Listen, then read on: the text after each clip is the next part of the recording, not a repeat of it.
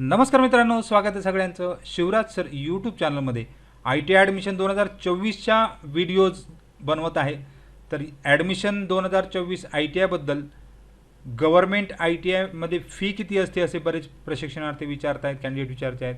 त्याचबरोबर I M C आणि dual training काय असतं आणि मेरिट लिस्टसुद्धा कधी लागणार आहे याबद्दल डिटेल बरेच जण विचारत आहेत। तर या व्हिडिओमध्ये आपण सगळ्या डिटेल्स या ठिकाणी एकाच व्हिडिओमध्ये सांगणार आहे। तर जाऊ डायरेक्ट व्हिडिओकडे। तोपर्यंत तुम्ही चॅनलवर नवीन असाल तर सबस्क्राईब करा आणि ऑल नोटिफिकेशनला क्लिक करा, म्हणजेच तुम्हाला सगळ्या नोटिफिकेशन मिळत जातील। रोजच्या अपडेटसाठी तुम्ही टेलिग्राम आणि व्हॉट्सअप चॅनलला जॉईन करू शकता। सगळ्याच लिंक खाली डिस्क्रिप्शनमध्ये दिली। मित्रांनो, तुम्ही ऑप्शन फॉर्म ज्यावेळी भरायला जातात त्यावेळी तुम्हाला कन्फर्मेशन येतं।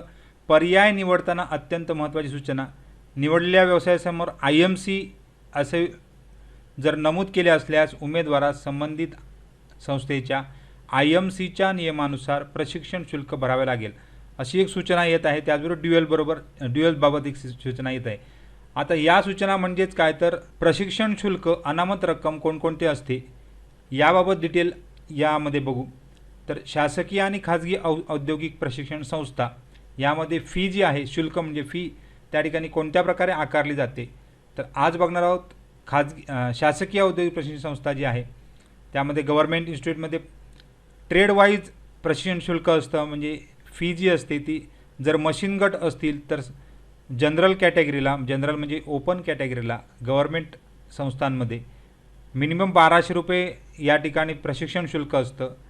आणि जर मशीन गट नसतील, बिगर मशीन गट म्हणतो आपण त्याला, त्याची डिटेल सांगणारच आहे, तर 1000 रुपये असते आणि बिगर अभियांत्रिकी यामध्ये 800 रुपये असते।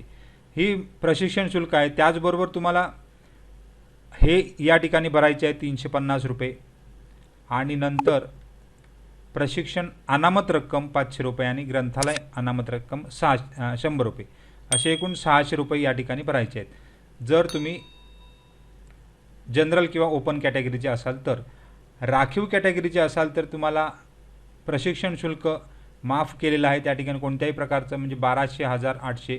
आता 1200 2 वर्षाचं असेल तर 2400, 2 वर्षाचा जर बिगर मशीन गट असेल तर 2000 आणि 800 रुपये बिगर अभियांत्रिकी असेल तर 1600 रुपये। म्हणजे या ठिकाणी 2 वर्षाचे मशीन गट किंवा 1224 रुपये हे सगळे माफ या ठिकाणी केलेले असतात। फक्त 350 रुपये या ठिकाणी तुम्हाला भरावे लागतात जर तुम्ही कास्ट कॅटेगरीमध्ये असाल तर, कारण ही जी 500 अधिक 600 हे सुद्धा भरावे लागतात, परंतु हे सगळे तुम्हाला रिटर्न मिळणार आहेत। तर अशा प्रकारे बेसिक मॅक्झिमम जी फी आहे ते इथे सांगितलेली आहे। जनरल तुम्हाला ओपन कॅटेगरी किंवा जनरल कॅटेगरी 1200 किंवा 1000 किंवा 800 यापैकी कोणते तरी एक, अधिक 350 या 2, 3, 4, 5चे, अधिक 600 रुपये अनामत रक्कम असते, डिपॉझिट असते, असे मिळून तुम्हाला जास्तीत जास्त 2150 वर्षाकरिता आणि कमीत कमी 1750 भरावे लागणार।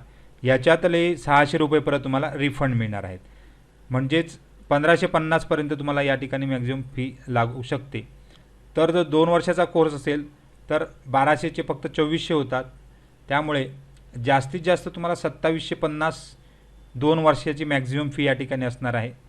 कारण 600 रुपये एकूण जी 3350 असते त्याच्यातले 600 रुपये सुरुवातीला भरावे लागतात, नंतर तुम्हाला हे आय टी आय पूर्ण झाल्यानंतर 600 रुपये मायनस होतात, म्हणजे तुम्हाला एकूण फी 2750 एवढी लागणार आहे।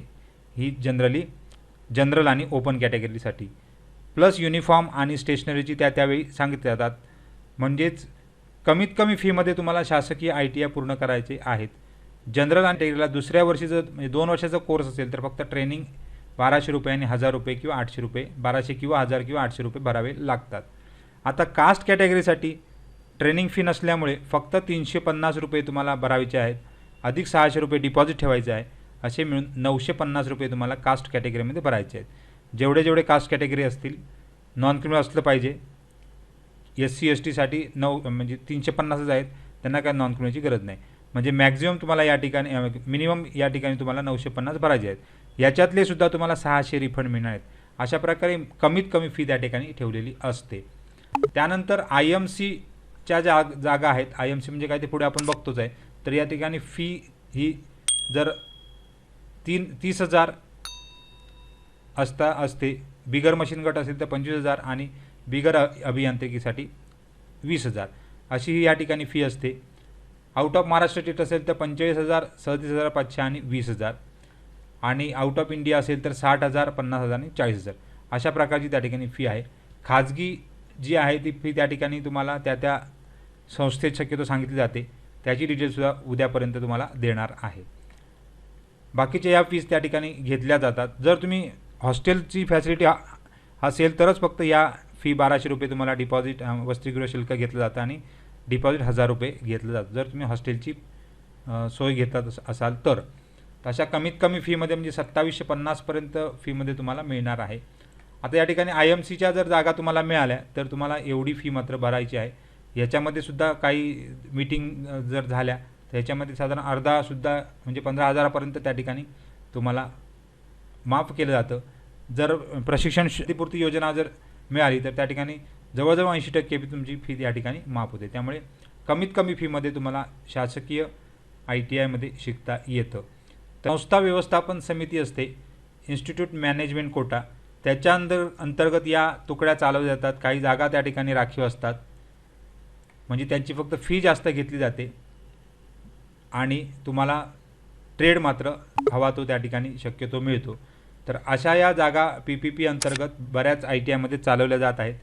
तो जर तुम्ही निवडला म्हणजे तुम्हाला सुरुवातीला सूचना येते की तो जर तुम्ही निवडला तर त्या ठिकाणी तुम्हाला काय करावं लागतं तर फक्त फीज जास्त भरावी. तर ही फी घेण्याचा जो निर्णय आहे तो संस्था व्यवस्थापन समिती म्हणजे फी कमी करू शकते किंवा वाढवण्यापेक्षा कमी करू शकते याचा निर्णय पूर्ण त्या समितीने घ्यायचा आहे असं म्हटलेलं आहे.